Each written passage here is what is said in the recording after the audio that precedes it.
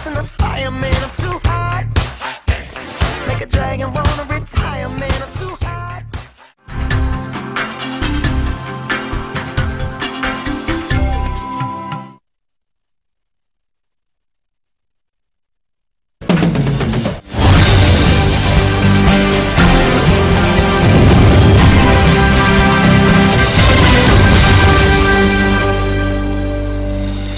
Tonight, in this edition of the 6 p.m. primetime newscast on EQUINOXE television, traders at the Bonamoussadi market in the economic capital Douala wage a war against the Douala City Council for destroying their shops. We tell you how they took to the streets. So that was today in the city of Douala. Also ahead, at the time when an end to the current socio-political unrest in the two Anglophone regions of Cameroon remains uncertain, regional governors have been told to step up security measures to guarantee hitch-free presidential election come October 7th. It was during the first semester conference of regional governors which opened in Yaoundé. That was today. Also ahead, 3 fishing vessels intercepted that were transporting automatic guns have been intercepted in the Bakassi Peninsula by security forces in the southwest region of Cameroon. Those are our top stories. We shall be right back with the details. Stay with us.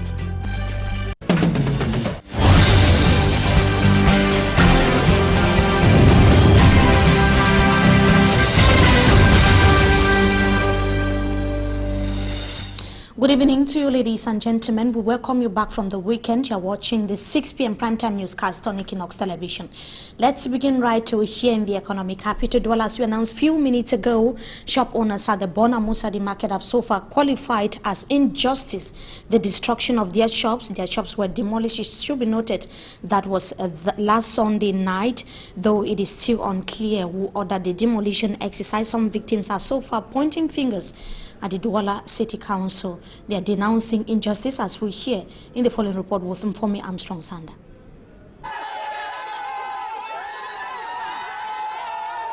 Angry traders of the Bonamoussadi market in Douala 5 subdivision. They are in pain and frustrated following the destruction of their shops Sunday night. Yesterday evening around 10 p.m. the police came to the market and they break everything and they destroyed the zinc, put down the buildings, and this morning the market people came and they were so angry, they were so pissed off. Shop owners of the said market say they came Monday morning to open their shops only to find them reduced to dust level. The victims, who qualified the situation as unbearable, said destroying their shops has further complicated the already difficult life they have been living in this market. Some of the traders say the Bonamoussadi market got burnt in 2017 during a festive period, affecting almost all traders in the market. A few months later, precisely on the 30th of August 2018, in the midst of back to school, over 300 shops were reduced to ashes after another fire incident swept across the market. Today they are crying after their shops have been destroyed. We want a change. We need a change. Now, not even tomorrow, now. Though it is not clear who ordered the demolition exercise, the traders point fingers at the Douala City Council. When the market got burned, that is, market people started building the market. Now, the delegate said they shouldn't be the market, that the market is provisoire, as they said in French. Authorities of the Bonamoussadi market declined clearing doubts on who ordered the demolition exercise. Contacted on phone, the mayor of the Douala 5 Council, His Majesty Gustave Banda, says he is shocked that such exercise should be carried out in his municipality without his knowledge. And the Santa Akum Road, we are in the northwest region of Cameroon that was blocked for several hours Saturday, breaking Sunday, is now circulating. Passengers had to spend several hours on the spot after some armed men attacked and destroyed cars, leaving a driver dead. The incident took place, that was yesterday. Many people are still to come to terms while why armed forces, or security forces rather, took several hours to intervene as far as the situation is concerned. Samanjikan Gabriel comes back to the incident in the following report. It was a nightmare for road users along the Santa Akum stretch of road, either getting into Bamen the town or leaving the town. The road was blocked after a trench was dug by unknown armed men who operated for more than 3 hours at the zone. During this period, about 4 buses belonging to the Amumezam Transportation Agency were destroyed and a driver killed. Phones were seized from passengers to curb any sort of communication. Passengers' luggages were also destroyed. Within this period of time where the operation took place, many are questioning why the forces of law and order took so much time to intervene when the area that the operation was taking place was situated just around a police checkpoint. At the point in time, with the governor of the region indicating that no night journey will be tolerated in the Northwest region, many keep on asking the question while it took a long time before the military could intervene at the operation point. And ensuring that maximum security is put in place in Cameroon for a hitch-free presidential election come the 7th of October 2018 is one of the issues on discussion or under discussion at the meeting of regional governors which opened in Yaoundé today. The Minister of Territorial Administration, Paul Atanganji, said that the governors must ensure that election stakeholders play their respective roles across the national territory. Details in the following report. Holding under the theme Administrative Authorities and the Securization of the Electoral Process, the Minister of Territorial Administration, Paul Atanganji, highlighted the context in which the meeting is taking place. Regional governors are therefore called upon to take necessary measures to ensure that the environment is wholly secured for a hitch-free election.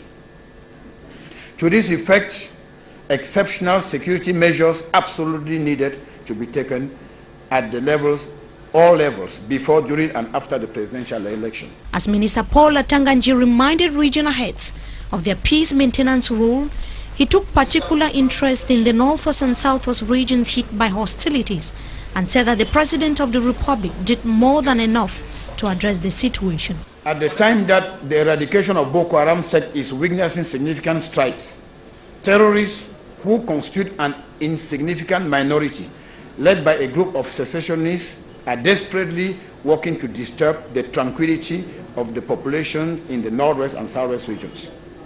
From the onset, about 2 years ago, a group of lawyers and some teachers, trade unions, tabled some grievances to the government. The head of state, His Excellency Paul Biya, who always listens to his people, instructed the Prime Minister, head of government, to open up an enlarged platform for dialogue. The dialogue instructed by the head of state was, to say the least, broad-based, given that all those concerned with the grievances were consulted. Other independent experts were also consulted to broaden the framework of dialogue piloted by the head of state, instructed by the head of state and piloted by the Prime Minister, head of government. As of today, the situation is clear that the government went beyond the demands of lawyers and teachers. To be honest, the head of state even gave more than demanded. Minister Paul Atanganji said that the head of state would not relent in his efforts to foster calm and serenity in Cameroon. He continued by citing what he called historical speeches of the head of state. I invite you to reflect on 5 historical excerpts of speeches of the head of state, His Excellency Paul Biya. No one needs to go underground to express his or her opinion. Well, that's 1. 2, the democratic process in Cameroon is henceforth irreversible. 3, let's deliberate and not fight each other. 4, Cameroon is one and indivisible, so shall it be. 5, toy not with Cameroon. End of quote. It is for each and every one of us to understand that democracy is for us a common good, just like water or electricity. The minister raised concerns over the growing phenomenon of hate speech and tasked the governors to ensure that election stakeholders efficiently carry out their role in guaranteeing a democratic election in Cameroon. At the end of the 2-day meeting, regional governors will be edified on how to implement what the minister called exceptional security measures for an election void of hitches come October 7th, 2018. And the towns of Boya, Bamenda, Kumba, Limbe were shut down this Monday, the 9th of September 2018. Traders, transporters and the entire population were simply indoors. The situation has been going on for close to 2 years now, and an end to the current socio-political crisis in the northwest and the southwest regions of Cameroon still very far-fetched. Several sectors have so far been affected, particularly the economic sector. Let us take a look at the impact of the current Anglophone crisis in a locality in Fako Division. Derek Jato takes us to Tico in the following report. Tico, the gateway into the southwest region, has also been punctured by the Anglophone crisis. Most people here are workers with the Cameroon Development Corporation (CDC), but for months now, they have not been going to work because of insecurity. And on how these now jobless men and women are fending for their families remains a miracle. A period the mayor of Tico Council, Chief Mayor Mukondo Daniel Ngande, has termed very tempting. To me, what is the essence? You see, we try to manage children throughout this period, this very tempting period. We just managed to keep 300 children at one level doing holiday job throughout this period. Reason why his office came up with a strategy to temporarily contain the situation. On the other hand, we kept a wonderful crowd of children throughout the holiday period playing football. So you see, we talk to them, we send teams that way around to talk to them, made them to understand the essence of being together throughout this period. And you see, the teams came and they registered, they were so fine and they were happy. And I will tell you, on the day of the semi-finals, they nearly tore my t-shirt, the field, because they carried me up, right up. I told them, no, I'm not the one who has won. This is not mayor. You have kept us happy throughout this period. We have to lift you high. The holidays job, Chief Mayor Mukondo Daniel added that it is the Tico Council own contribution to encourage back to school. We took 300 of them for holiday job. At least some of them were helping us in the office, cleaning the gutters, some working at the divisional office, in other places around the municipality. And today, we just witnessed the council trying to pay them off so that they can go back to school and see how to buy some of their very pressing needs. This has been a custom here at the level of the council, because we do every year. And as to whether those schools have opened or is ongoing, Pundit says such a question is bigger than the Tico Council, as Mondays are sit-in strike days in the northwest and southwest regions of Cameroon, declared by the Ambazonian Defense Forces, and it was again heavily respected this Monday, September 10, 2018. And it should be noted that organizers of the Anglophone General Conference have maintained that the meeting would create a favorable environment for an inclusive dialogue to address the current Anglophone crisis. In a release this weekend following a meeting bringing together all the organizers and other actors, concerns were raised over rising insecurity, hostilities, and the growing threats on lives of students, pupils, and teachers in the two Anglophone regions of Cameroon. They, however, maintained that the meeting would be taking place as planned on the 21st to the 22nd of November 2018. That's going to be in the Southwest Regional Headquarters of Boya. And certainly, viewers, we of course will be coming back to the report on security forces in Limbe that intercepted 3 fishing vessels. That's going to be in our subsequent newscast. We end this newscast with an advertorial on one of the outstanding private secondary schools in the country. Memorial Comprehensive Bilingual Secondary School is being described as a center of excellence. Details in the following report. Memory Bilingual Comprehensive Secondary School, the fountain of academic excellence in Cameroon's economic capital, Douala. Located along Nouvelle Route Bonaberi in the Douala 4 subdivision, the school is the product of a decades-old nation-building vision developed by Muma Zofonue John, a young entrepreneur at the time. Started by École à Mémoire in 1995. I put in this structure, and this structure today has produced what we have in front of us, the Memory Bilingual Comprehensive Secondary School, which I'm proud to say it's my own little contribution to nation building. In 2014, the school set up its first batch, first group of children coming in for the secondary section. The vision of the school is to impart knowledge in a very conducive atmosphere to Cameroonians. The school has been growing at an exponential rate over the years. We have experienced a gradual increase in the enrollment. Every year we have almost 100% increment in the previous enrollment. The yearly increase in enrollment is the outcome of management's emphasis on quality education in a well-equipped and highly professional environment. We have a very spacious and beautiful compound.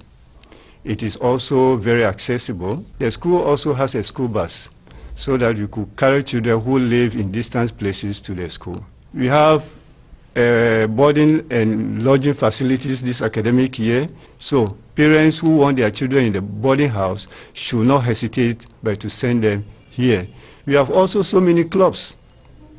We have the school music club, we have the food and nutrition club, computer laboratories and studies in Memory Bilingual Comprehensive Secondary School are shaped to meet exigencies and demands of the fast-growing computer world. The school has a well-equipped computer lab with all the facilities needed for a computer lab to be fully operational and functional.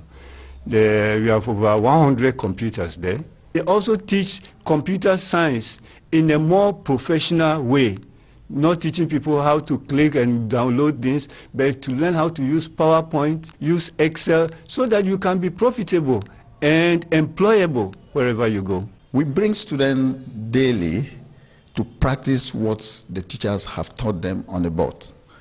And we call this program the blended learning. For example, if you are taught how the heart works, there is a corresponding animatory demonstration that we show students to see actually what is going on from the classroom teaching. With a highly qualified administrative and teaching staff, the school produces remarkable results. You could also boast of qualified staff who are GC examiners. I'm an assistant chief examiner for O-level economics. Year before last, the school scored 90% in the GC ordinary level, and last year we had 100% at the GC. Memory Comprehensive Bilingual Secondary School, training future leaders, competent nation builders, building the nation. And that brings us to the end of this first segment of the news. Up next is Talking Point. We shall be right back.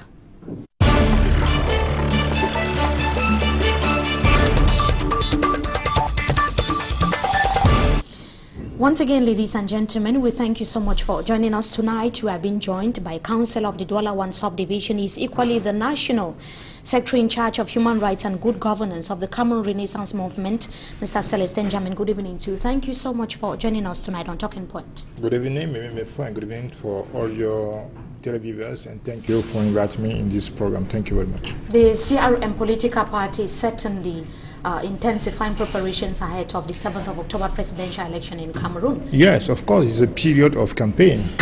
I hope even that the campaign has not started. Yeah, I mean, not the official campaign, sure, but we are on the field since 6 months, as you know now, and we hope that every candidate is doing their best to propose to the Cameroonians their political project. Before we talk about the elections, of course, there is this controversy with regards to a textbook introduced in the French subsystem of education, precisely at 5e.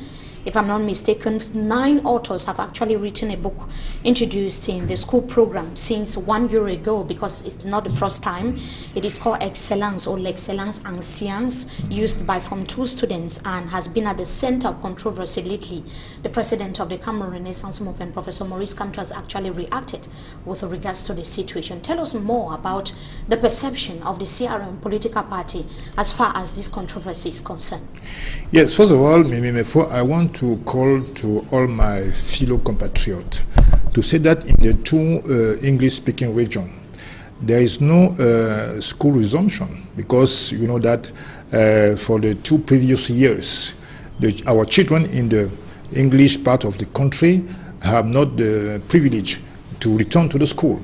So I want to pray, I want to launch a call for my fellow compatriots to pray with me that this year must be better than the 2 previous years. So concerning your question, I think that CRM take a very clear position concerning this matter. Why? Because I think that you and me, we were a pupil, we are a student, a children of this country. We were trained by this country, and we became a great journalist, a great architect, a great politician, if you want, and so on. And we didn't need at that time, at that period, to teach or to learn the pornography at school, to learn the zoophilia or homosexuality.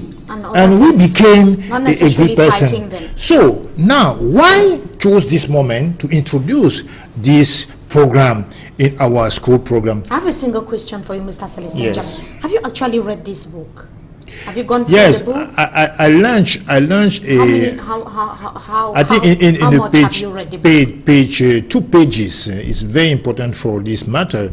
Page 59 and 60 page, because they show us the examples of this rubbish. This organizer of the writers of this book want to teach to our children. We will not accept that, because this is a perversion of our school right now. I think that I understand now why the World Bank forced us to introduce the single book. I mean, they say in French, the livre unique, because they want to introduce into this book the way of life. Because, you know, in Europe, in Sweden, for instance, they used to authorize incest, pedophilia, and zoophilia in the school.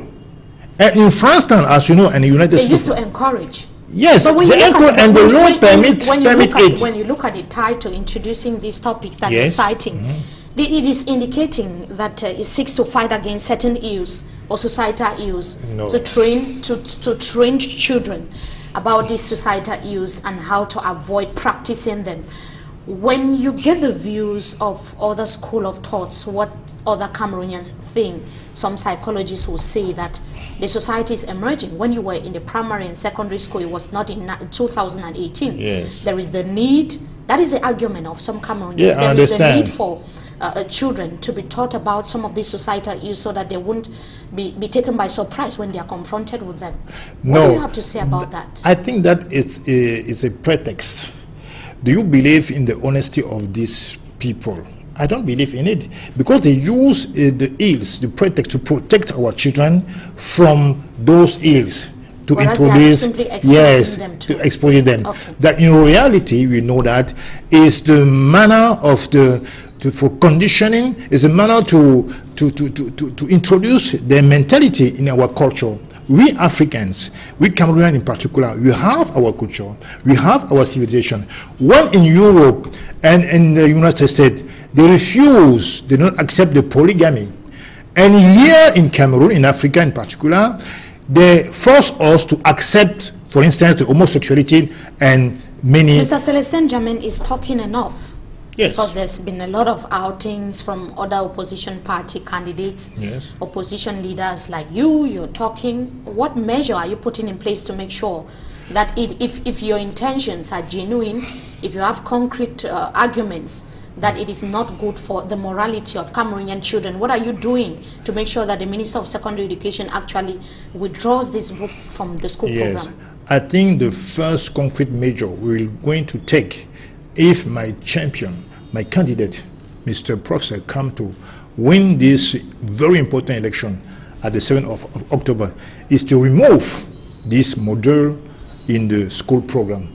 Is not accept, without which the book will still be there. No, we know that the way which have been taken by those authors, by those writers, is the way to condemn at the future of our society. Because when we know that our children is the future of the country, we will not accept that in our school program those people introduce this kind of perversity. So the very first measure PRESSE Kamto will take, if Cameroonian have the confidence, is to remove this book on the program. And I urge the government to remove it right now. It's very important for our children. Mr. Celestin NJAMEN, you've talked about Professor Maurice Kamto. Yes. There are 9 on the list fighting for the race, 8 of them to unseat the current President Paul Biya. Preparations are upbeat across the national territory. The question is, the governors met today in the nation's capital Yaoundé, and security was top on the agenda, especially in some of these conflicted regions like the northwest, southwest, and the far north regions of Cameroon. What is the CRM political party doing with regards to visiting voters, Cameroonians, in these conflicted areas of Cameroon? I think that we know that in the southwest and northwest, there is very high level of insecurity. But are you planning to go there? Yeah, we are planning, because right now is no security there. No candidate going there to campaign. And Professor Kamto says that the first trip is going to make, if he won this election, is to the region of Southwest. So he would go there only after the election? Wait, because if now the peace come now in these 2 regions, it will go there.